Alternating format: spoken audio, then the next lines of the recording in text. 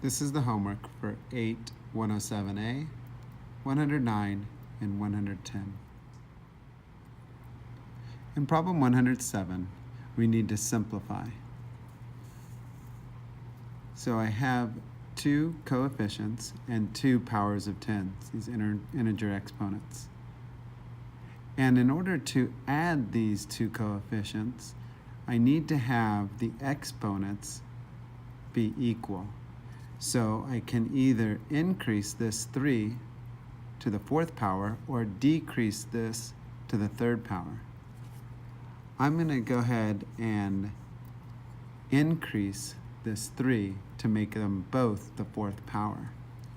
So if I increase this 10 to the 3rd power to the 4th power, I am essentially multiplying this by one more 10. So 3 plus 1 will give me 4.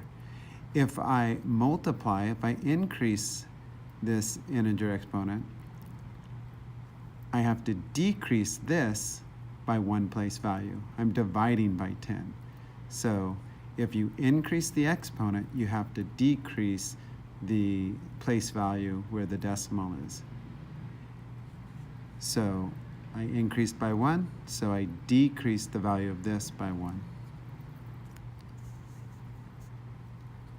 Now I have 0 and 124 thousandths multiplied by 10 to the 4th plus 2 and 3/10 multiplied by 10 to the 4th.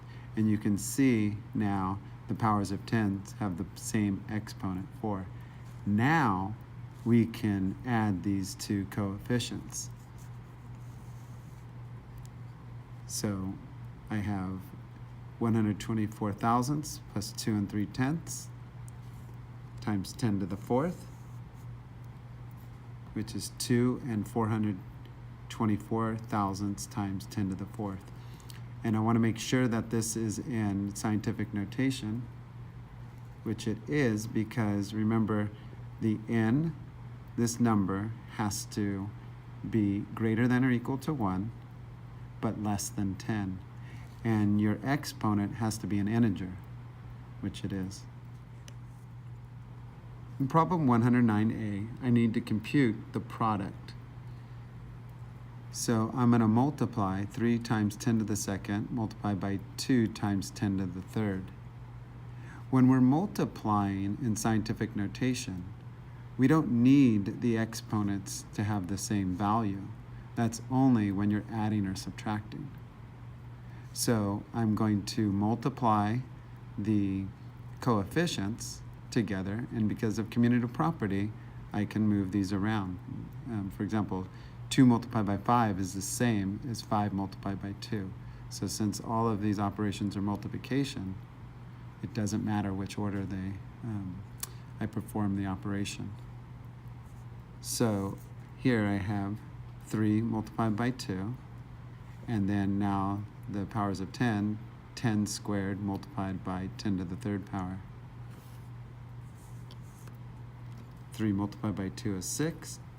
And when you multiply integer exponents with the same base, you keep the base and you add the exponents. Because this is 10 times 10, and this is 10 times 10 times 10, so you have two 10s here and 3 10s here, so 2 plus 3, which equals 5. So 6 times 10 to the 5th power. And 109B is similar to A. I multiply the coefficients, and then I multiply the powers of 10. 2 and 75 hundredths multiplied by 2 and 5/10. And now the integer exponents, 10 to the negative 2nd power multiplied by 10 to the 8th. The product of these two numbers is 6 and 875 thousandths. And again, when you multiply integer exponents with the same base, you add the exponents. So I have the base is 10 and negative 2 plus 8. Negative 2 plus 8 is 6. and this is also in scientific notation. 6 and 875 thousandths is greater than or equal to 1, but less than 10, and the exponent is an integer. For C, I'm dividing in scientific notation. So for division, I just divide the coefficients, and then I divide the power of tens. So you can think of it as two different problems. You have a division problem, 8 divided by 4, and then you have 10 to the 12th power divided by 10 to the 7th power. So I have 8 divided by 4 multiplied by 10 to the 12th power. And when you're dividing integer exponents with the same base, you subtract the exponents. And it really helps me to think of this fraction bar as subtraction. So 12 minus 7. So I have 12 minus 7. It's a positive 7. If this were a negative 7, that would be 12 minus a negative 7. So this fraction bar, thinking of it as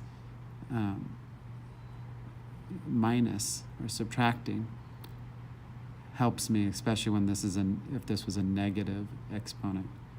So 12 minus 7, 12 minus 7.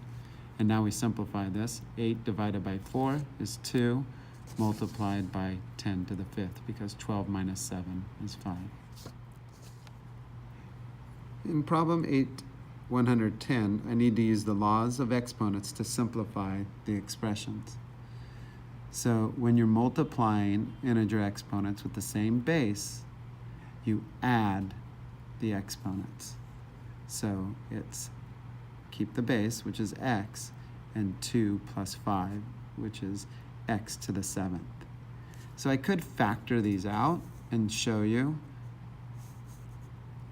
that x squared is x multiplied by x, and x to the 5th is x multiplied by x multiplied by x multiplied by x multiplied by x.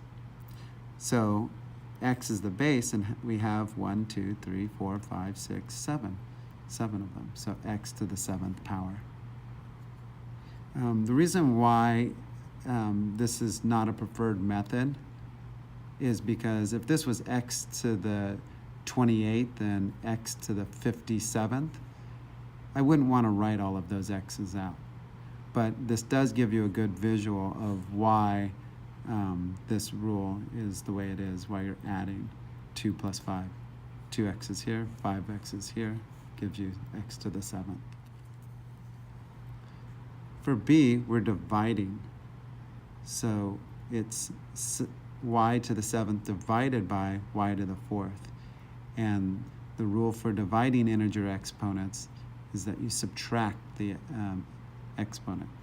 So we have y is the base, 7 minus positive 4. So 7 minus positive 4 is positive 3, so y to the 3rd. For problem C, again, multiplying integer exponents with the same base, you add the exponents. So the base is x, 3 plus 4, which is 7.